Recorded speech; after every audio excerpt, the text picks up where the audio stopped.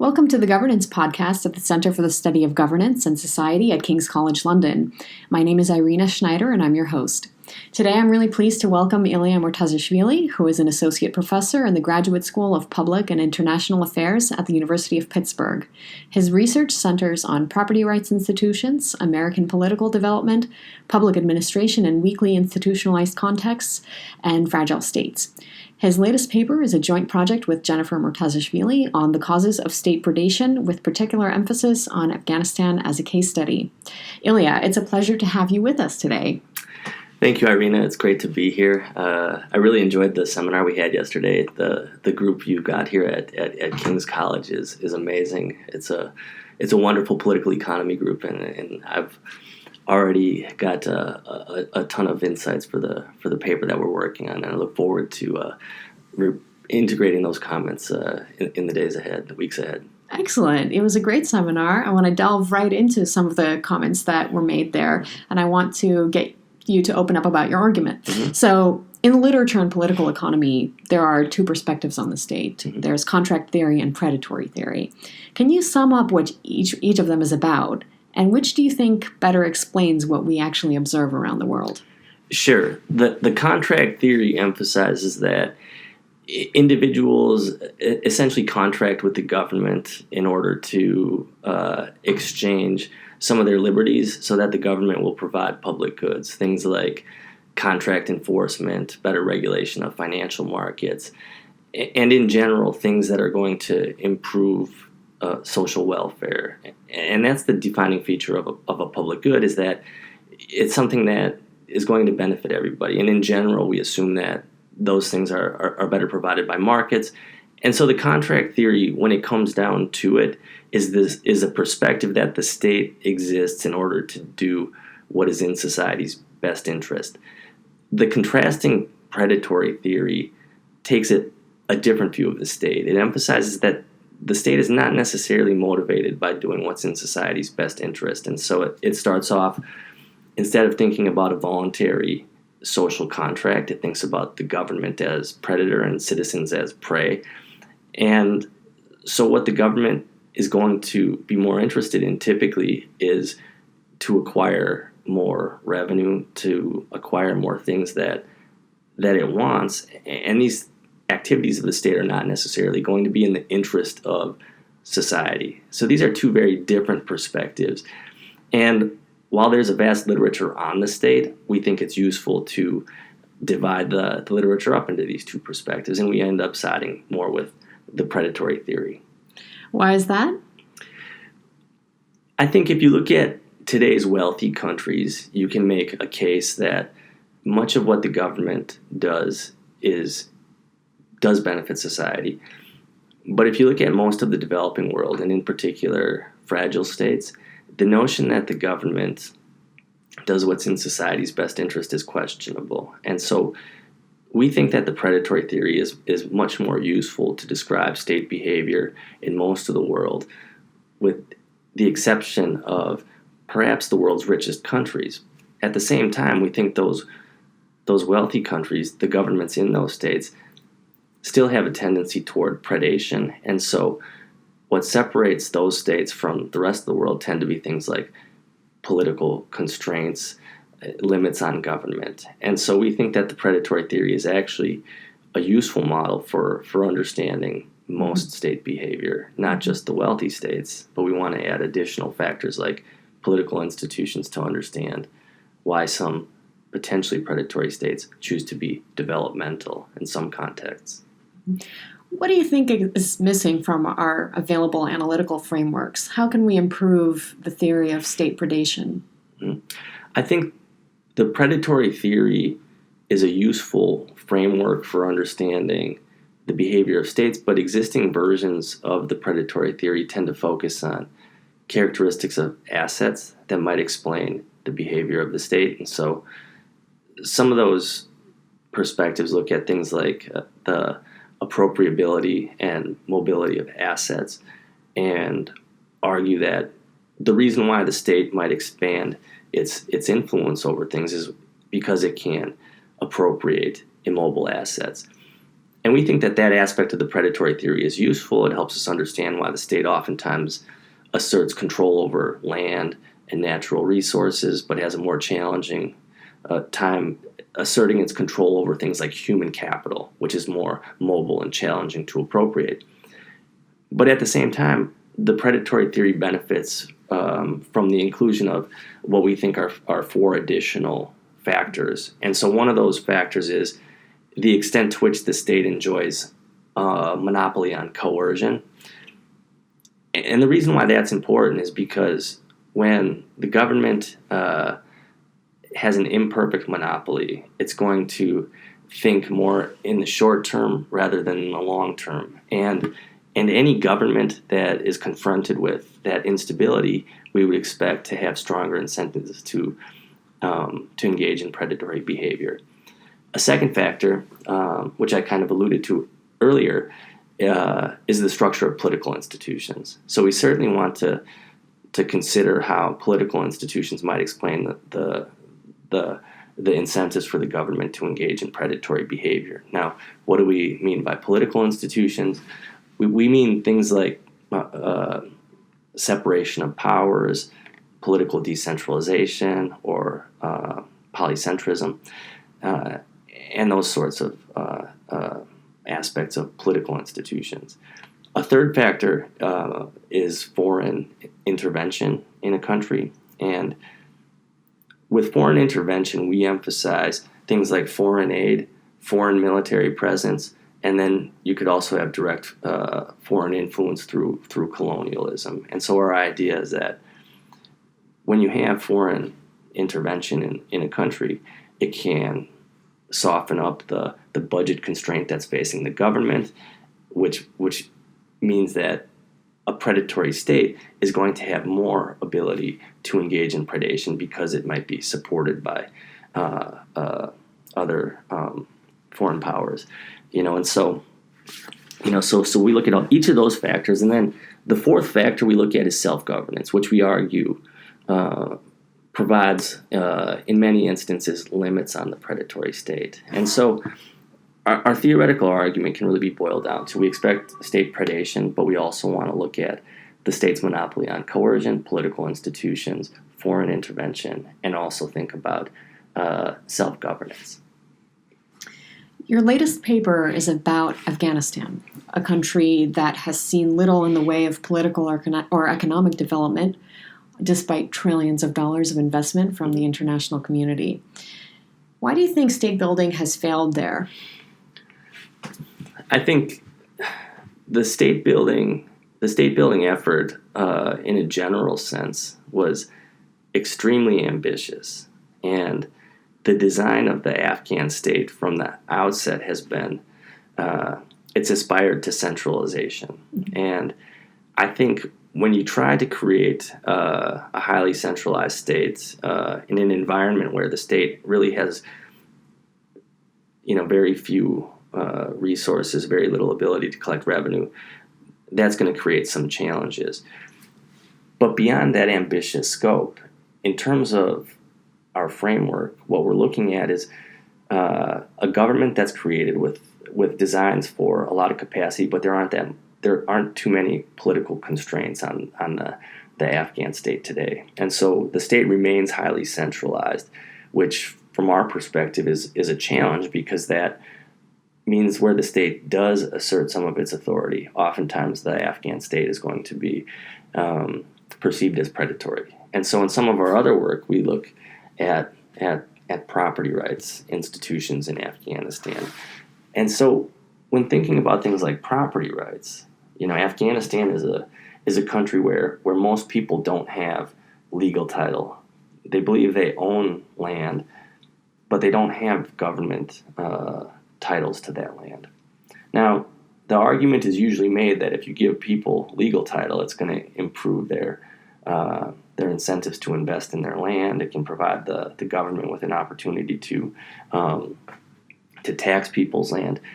And so it's viewed as being important for development. But in Afghanistan, when you gave people the opportunity to register their land with the state, a lot of times people declined to do so because people in general don't trust the state. There's a lot of corruption, and part of that reflects the lack of political constraints.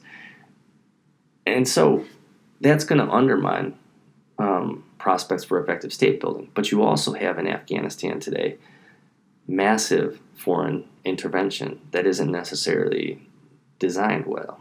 And so if you have a lot of aid, some aid projects are going to work well, but other aid projects are simply going to result in corruption. And so we can't necessarily look at foreign aid as always doing good, despite a lot of aid workers having good intentions. And so that's a challenge. And then you have the U.S. military, which can be a source for stability, but it can also, over time, create its own sources of corruption, because there's going to be massive amounts of money going in to support the military, which can create opportunities for corruption and patronage. And so if we look at Afghanistan today and the state building process after 2001, what you see is that the Afghan state, despite having elections, still looks a lot like it's looked throughout its history. And so what we see is a continuity of the predatory state for reasons that we think can be understood in terms of the theoretical framework that we have in this paper and in some of the other projects that we're working on in Afghanistan. Mm-hmm. Afghanistan seems to have been defined by foreign intervention throughout its history. Mm-hmm. Can you talk a little bit more about how that particular element has affected the Afghan state? Yeah, definitely. It's useful, I think, to think of Afghanistan as having different patrons, international patrons. And so in the 19th century, the British were a major patron, also a major source of international intervention. And so with the Anglo-Afghan wars from 1839 to 1842 and 1878 to 1880, those conflicts had a big impact on domestic Afghan politics. After the Second Anglo-Afghan War, Abdur Rahman, who earned a reputation as the Iron Amir in Afghanistan for his brutal tactics for dealing with his opposition, part of his rationale for trying to centralize state power was his belief that state weakness invited British intervention. But after the British intervened, after Abdur Rahman came to power, what he did was secure a subsidy from the British, which allowed him to participate in the international arms trade, which basically made him stronger vis-a-vis his population. And so in our framework, Abdur Rahman essentially became a stronger predator vis-a-vis the prey, in part because of British subsidies. And also his justification for why he assumed more power, what gave him, to an extent that he had legitimacy, it might have reflected British intervention in Afghan affairs. And so that's on the British side. The 19th century, that's what you see. But you also, if you go forward into the 1950s, 60s, 70s, the Soviets became the patron. And with Soviet intervention in Afghanistan, that created a whole additional host of problems. The Mujahideen insurgency was a response to the perception that Afghanistan's Communist Party was pursuing reforms that were out of step with the demands of Afghan society, Afghan culture, Afghan institutions. And so beyond that, after 2001, the new patron is the Americans are the new patron.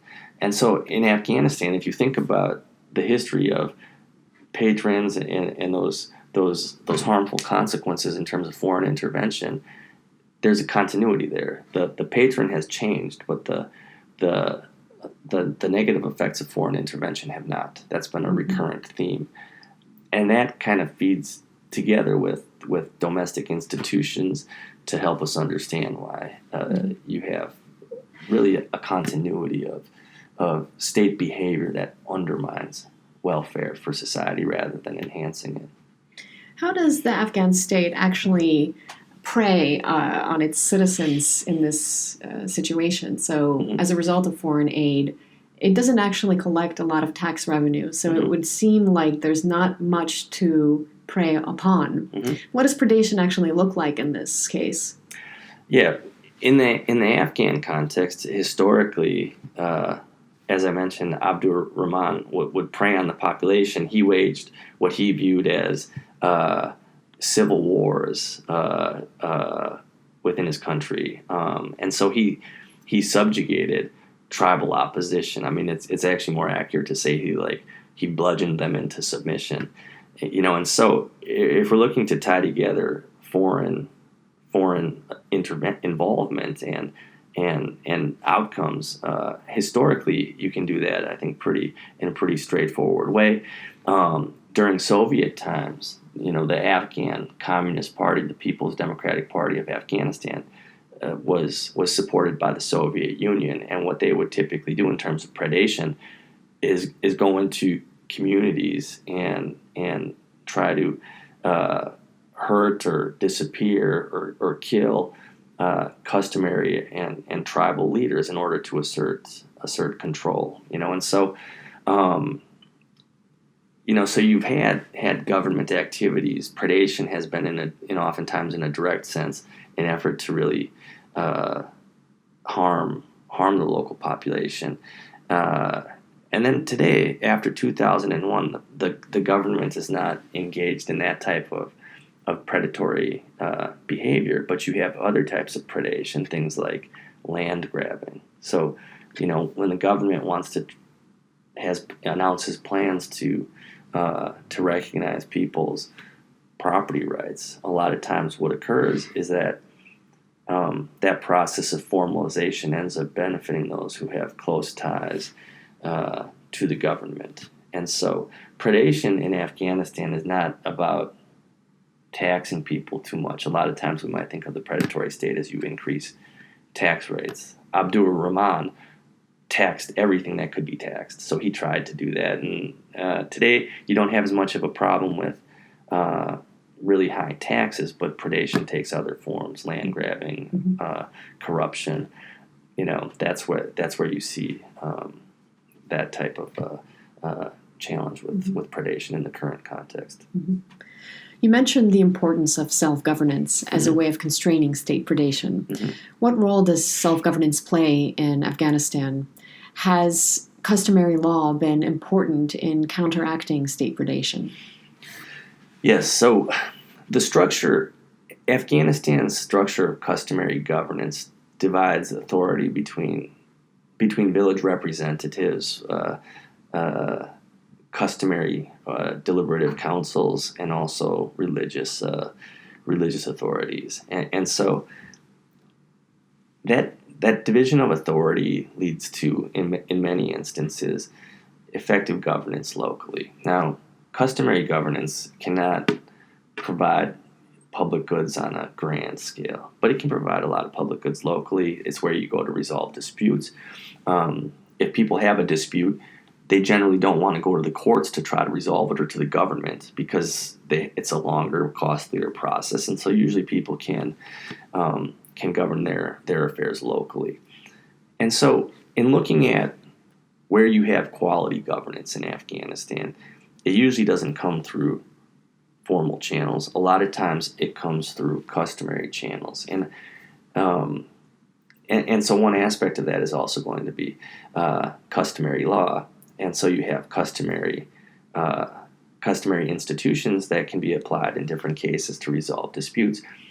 But what you also have is a customary system of governance, these kind of deliberative processes and procedures that provide a flexible way to address new challenges as they arise. And so it's not just the application of law that you see through these councils. They also are a system of governance.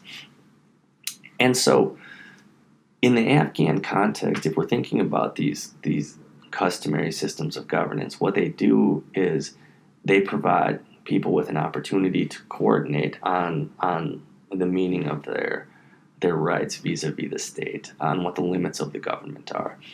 And they also provide Afghans with an opportunity to, when the state tries to to expropriate from them when it tries to enter into their communities. It can be a source of resistance and against the state. Now, the challenge with customary governance is that they can also be overwhelmed by the government, and they can be overwhelmed by insurgents. And so a community, a village that's a small village, isn't necessarily going to be able to defend itself against the Taliban. But what customary governance can do is it can develop good relationships with the lower levels of government in Afghanistan so that they can work together in order to defend against, say, predation by the Taliban. But you have to first make sure that the Afghan government is also constrained. Otherwise, the village can be between a rock and a hard place, stuck between the Taliban on one hand, and on the other hand, you could have a government that you can't necessarily trust. So a key to getting those, the villages to work with the state to provide a bulwark of defense against the state, you have to have that, and then you can then have those customary councils then work to improve security as well. Where does the Taliban actually fit into this framework? Is it a form of self-governance itself? And can self-governing entities be toxic and predatory themselves? Mm-hmm. Yeah, and that's a great. This issue came up yesterday in our talk. In the talk, Mark Pennington raised this issue, and it's a good one. And I think the Taliban today, because they're not part of the state, would represent an alternative form of self-governance. And so what's really important to think about when considering a context like Afghanistan is that you're going to have a large set of actors that fall into the category of self-governing organizations, and so you could have customary organizations, you could have tribal organizations, you can have Taliban, and Taliban organizations, might be a little bit closer to tribal organizations because there's closer tribal ties maybe with the Taliban. But you also have different types of self-organization based on different types of economic activities. So you're going to have different self-governance amongst farmers compared to nomadic groups in Afghanistan. And so the gist of all of this is that self-governance is not necessarily good in all instances. Self-governance can also be predatory. And this comes up a lot in the literature on African chiefs, where a lot of the literature suggests that chiefs can be as predatory as any other group in society, even though they have their basis of authority is tradition. And in Afghanistan, what we find is that customary councils tend to be constrained. That's why we think they work well, why they're a basis for state building.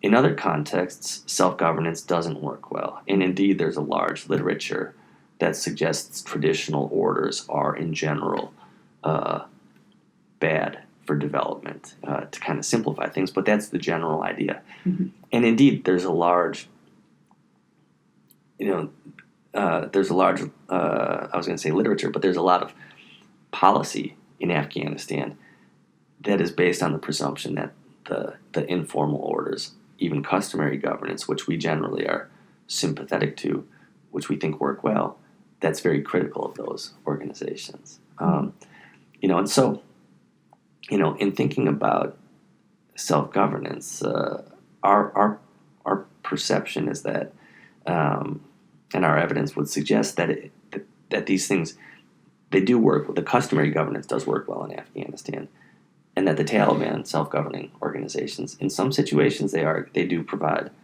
public goods. They can resolve disputes, but we don't think that they're a long-run foundation for political or economic development because the Taliban are still fundamentally unconstrained. Mm-hmm. So the Taliban are more like engage in violence, but provide some public goods because you can't engage in violence all the time. That's just the kind of rational thing to do if you're an insurgency group. You see this all the time. you don't 100% of the time engage in violence because you would lose legitimacy. Mm-hmm. So we just view the Taliban as self-governing. In general, they're not a framework for development. In general, they're very damaging to the population. And when they provide public goods, sometimes that's only a small part of what they do. Most of what they do is predation. Mm-hmm. You mentioned that it's important for a state to have a monopoly on coercion in order to have this long-run view to actually create a wealthy society that they can actually then generate their own income from. Mm-hmm. So it looks like in Afghanistan there is a centralized government, but it doesn't have much of a monopoly of coercion outside of Kabul. Mm-hmm. Is there really a state in Afghanistan at all? Or are we just talking about warring groups that are competing for power? Mm-hmm. How much does your framework actually apply to a situation like that? Mm-hmm. Yeah, I think in the Afghan context, the state has a weak monopoly on violence. But in some areas, you have these traditional strongholds of Kabul and Kandahar, where you're going to have more of a state presence. And where the state doesn't have a lot of authority, you do have this dynamic of different groups competing for authority. And in those areas, what you find is that oftentimes you're not going to have provision of public goods by the government or necessarily by the Taliban. And in those areas, what you get is kind of anarchy prevails. Now, what happens in areas of Afghanistan where anarchy prevails? Well, anarchy does not necessarily translate into disorder. Anarchy is just a situation where you don't have a state to tell everybody what to do. And so in those areas of Afghanistan, you have governance. It just isn't from the state. And if the Taliban leaves communities alone, they generally do pretty well. Now, where the state does try to assert its authority, the framework that we're using helps us understand state behavior. Why, where the state does have some authority, the state in general has not been able to govern effectively. And so while we're sympathetic to the idea that Afghanistan is stateless, the fact is that Afghanistan, it does have a state. It's just a very imperfect state.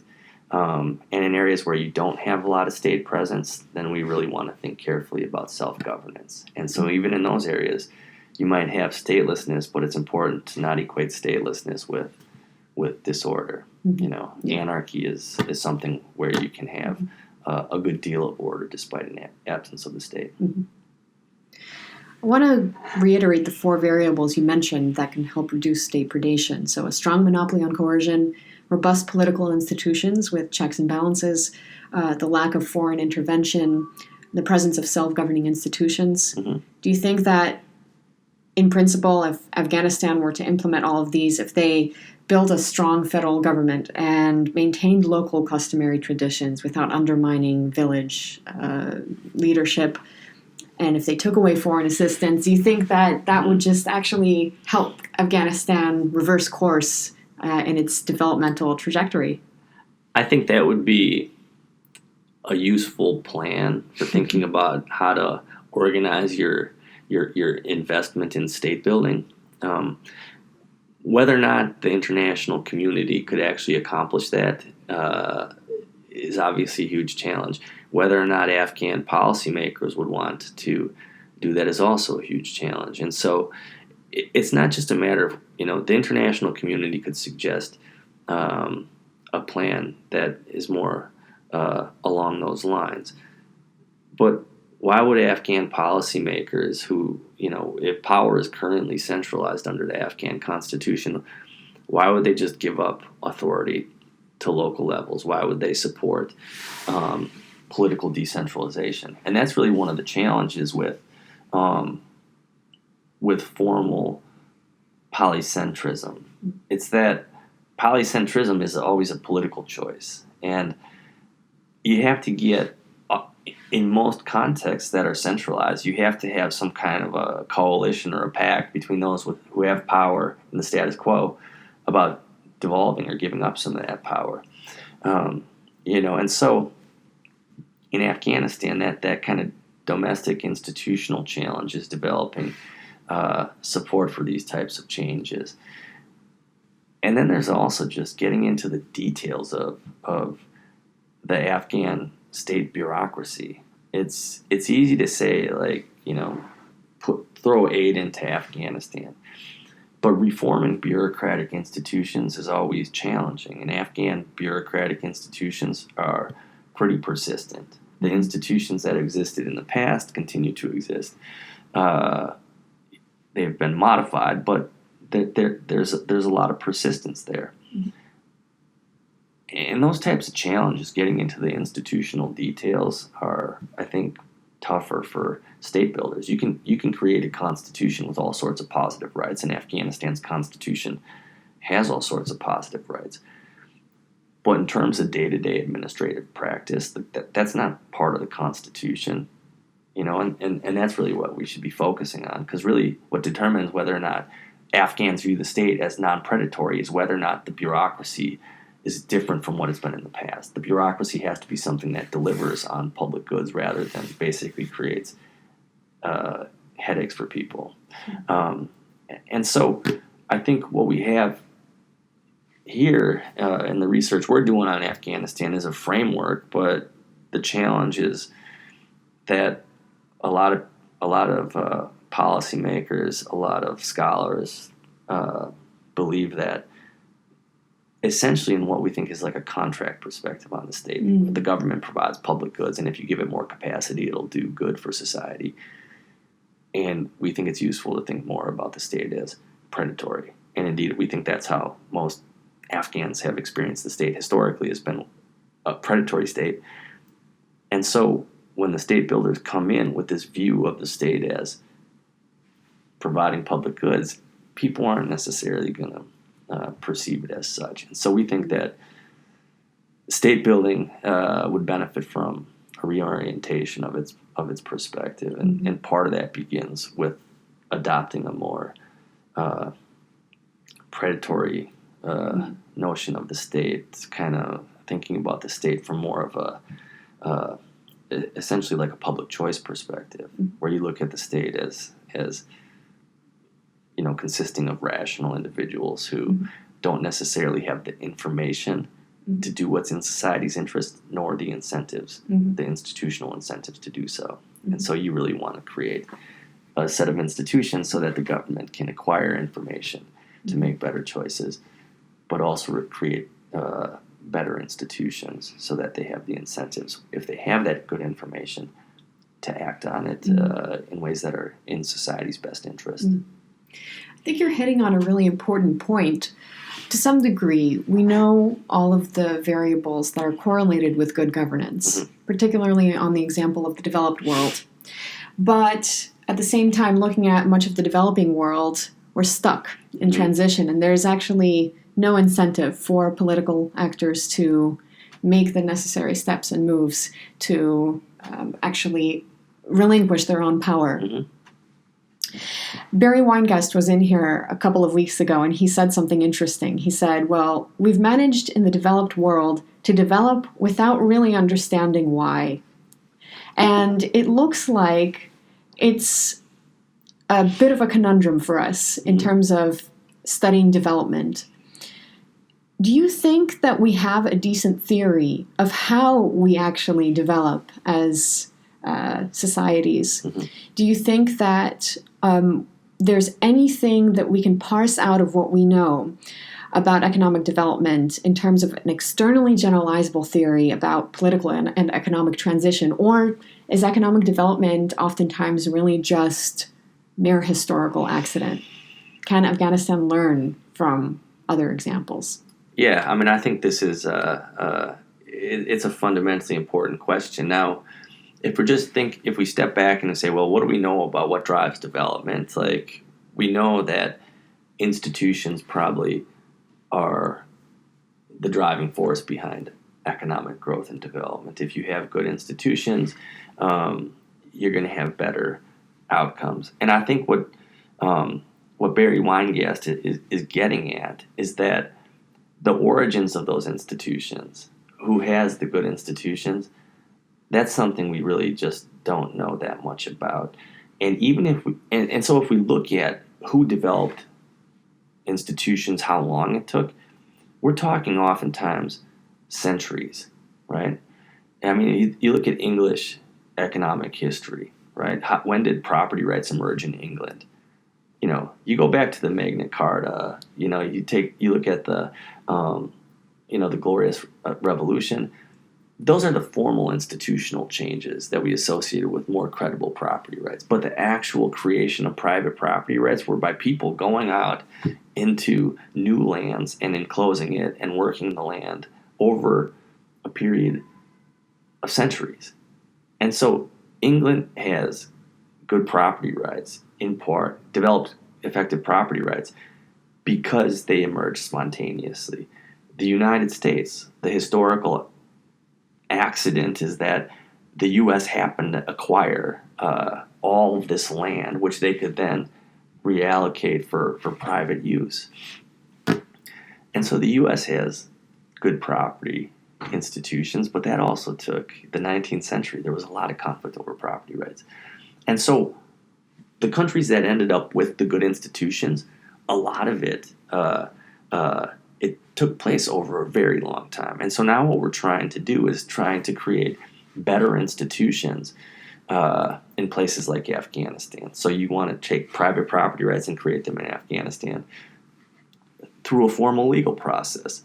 Well, our point is that you don't need to do that because you already have customary institutions that allocate property rights. So just leave that alone for now. Focus on other things. And so we think that the best you can do in Afghanistan is to recognize the point that Weingast is making, which is that in most contexts, you're going to find institutions that tend to work. So you leave those alone or try to strengthen them. And just don't try to be too ambitious, because usually the efforts to create institutions from a top-down process or to transport them from one context to the next, that usually doesn't work too well. And so I think what we really need to do when it comes to thinking about state building, institutional change, is to appreciate that much of what works emerged through a spontaneous process. And so in that sense, it goes back to an idea common in Austrian economics. Spontaneous order that is a result of purposive behavior, is going to oftentimes result in institutions that work pretty well. And if we look at today's wealthy countries, most of the institutions that we associate with that wealth, that we think causes that economic development, most of them emerge through a spontaneous process. And so if we appreciate that those ideas about spontaneous order, it might lead to a more limited approach to state building, one where we spend more time trying to figure out what's happening locally rather than to try to go in and create new institutions. Where does that leave us from a policy perspective, at least in the developed world? So essentially, is the logic here to just do nothing in terms of economic development for other countries? So you stop foreign aid, you stop interfering, obviously you remove any military interventions. Is there nothing that developed countries can do in terms of policy? I think one of the things that you can do is you can work with communities to better try to understand what their needs are. And that, I think, is going to be a key to understanding to what you should be spending your resources on. So there has to be more of an effort. Rather than going into the state building process with answers, you want to go talk to people to figure out what your goals and your priorities are. In essence, it's not, we're not saying state building that there should be no intervention, that you should just leave countries to their own devices. Though, given we've spent trillions in Afghanistan and things do not seem to be, going very well, maybe it would have made sense to not spend all of those resources.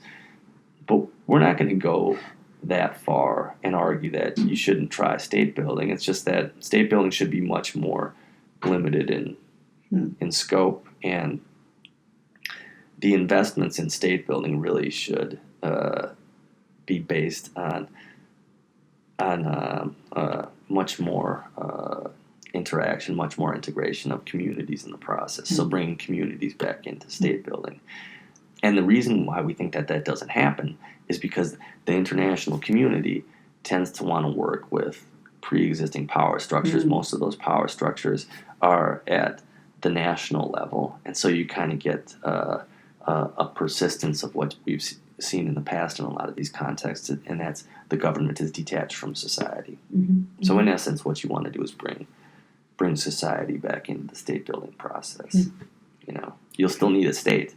You can't have no rich country today gets by through self-governance alone. You need a state, but those states have to be based very strongly in a society, and that society has to be the kind of foundation for limits on the government. And so it would be more of a bottom-up. To summarize our approach, it would be bottom-up state building. That sounds easier said than done, obviously. I wanted to actually touch on this one lurking variable, particularly when you want to bring society into the equation. So you don't mention the role of culture in Afghanistan's governance problems. Do you think it plays any role in the country's inability to develop a commercial society?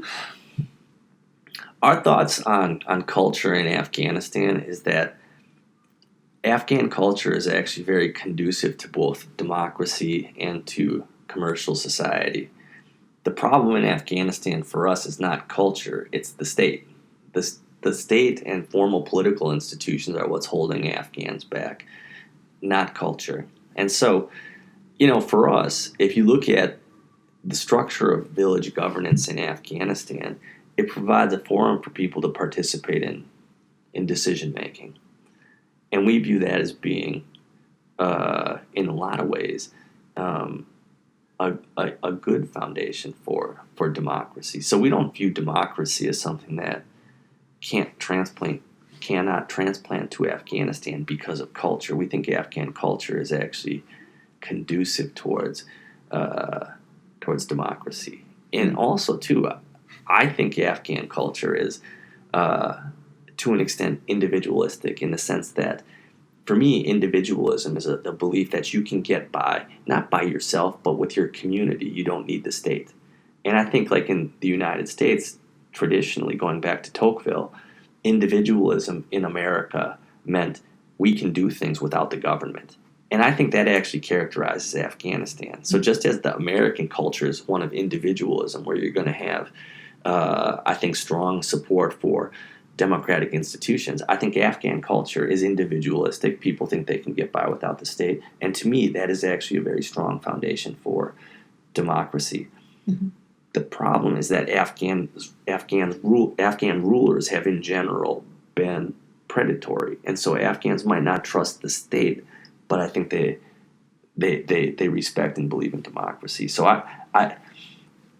we're going to integrate culture into our argument, in part because of the comments that you and Leah raised yesterday at the discussion. But also because we think if you take culture seriously in the Afghan case, it's going to be something that would be more supportive of democracy, more supportive of private property than you might expect. And everything we found in Afghanistan is that you have local democracy, and you have local respect for private property and communal property, but you don't get as much respect for these types of things when you come from the state. And so culture, we think, would actually work in support of our approach to state building. You just need to unlock its potential somehow. Right. Yeah.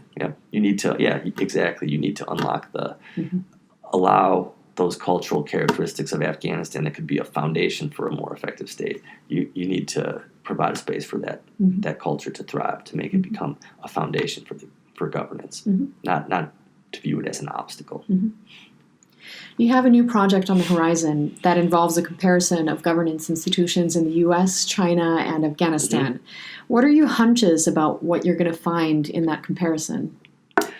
Yeah, so this is a really exciting project because all of us working on this next project are mainly experts on one of those countries that we're focusing on. So my first book, The Political Economy of the American Frontier, was about the emergence of informal property institutions in the U.S. and how those informal property institutions influence the development of legal property rights. My co-author on that project, one of my co-authors, Ilia Murtazashvili, has much more expertise than I do on Afghanistan. She is actually the Afghan expert. I'm more of I'm the Americanist of our team. And then Meinatai, our colleague at the University of Connecticut, she's also working with us on this project, and she's an expert primarily on property rights in China. And so each of us, we all went to graduate school together. And so back when we were PhD students, we would chat about how we were all interested in property rights and governance, and maybe one day we could do a project together. And so now that project that we're working on is looking at the question of property protecting states. And so the framework for that book project is, it starts off with looking at property rights. And we said there are three general situations with property rights. You can have property protection provided as a public good. You can have property protection provided selectively to some who can essentially pay for it while others are left out. Or you can have anarchic property, which is you don't have the state providing any property rights, but you might still get self-governance. And so with that project, what we use our framework to understand what sort of property regime you get depends also on some of the factors we've been talking about today. So things like a monopoly on coercion, effective political institutions, and even things like foreign intervention could come into play. And so we want to view features of the state as the factors explaining what kind of property regime you get. And in terms of the empirical studies, we look at the United States as an example where property protection in general is provided as a public good. So this is the case where you want to get to this point. Afghanistan is the situation where you get anarchy when it comes to property. The state in general cannot provide legal property protection. You have anarchy, which doesn't mean disorder. You still have self-governance, but the legal property system is anarchic in the sense that state legal institutions are pretty incoherent. And China is the important case. That's the intermediate case, because in China, we characterize China as having a selective enforcement property regime, which in the Chinese case, you get this dynamic where there's a lot of respect for property rights for people who are associated with business. And farmers in China, the entire system of financing local government is based on allowing local governments to expropriate land from Chinese farmers, and you pay them a bureaucratically determined price for that land. And they don't have a lot of say over the terms of those deals, and they're certainly paid a lot less than the value of that land in the open market. And so we characterize as China a selective enforcement system whereby the rights of, say, farmers are much less protected than the rights of business people. And so what we're finding in that project is that if we want to understand the kind of foundations for effective private property rights, our key claim in that article and that book project is that the state that satisfies the characteristics, these different types of political features that we outline, is going to be determining whether or not you get the good property system, the intermediate property system, or the anarchic property system. And so the more general point is that to understand property institutions, you need a theory of the political origins of property. And so that kind of contrasts with the economic arguments about property rights, that property rights come about because it's efficient to create them. And it also contrasts with cultural arguments, which emphasize not the political foundations of property, but the cultural foundations. Now, we acknowledge that the cultural explanations, they explain some aspects of what we're looking at. But in looking at those three cases, we're really going to kind of focus on the political origins of property security. So that's what we're looking at with that. So that's kind of like the 10 years ago when we were chit-chatting about this as we were finishing up our PhDs, we finally got around to the truly comparative work. And so that's kind of the evolution of these ideas that we've been working on for a while. Fantastic. Hopefully you'll be able to tell us a little bit more about the key mechanisms that help us have excellent governance institutions around the world. It's been a pleasure talking with you today, Ilia. Thank you so much for joining us. And thank you, Irene. It's been a wonderful visit, and I really enjoyed my time here at King's College and here in the Department of Political Economy. Thanks so much. To all our listeners, you can find more podcasts, blogs, and live events on the cutting-edge debates and governance by following us on Facebook and Twitter. Our handle is CSGSKCL. We look forward to seeing you again soon on the Governance Podcast.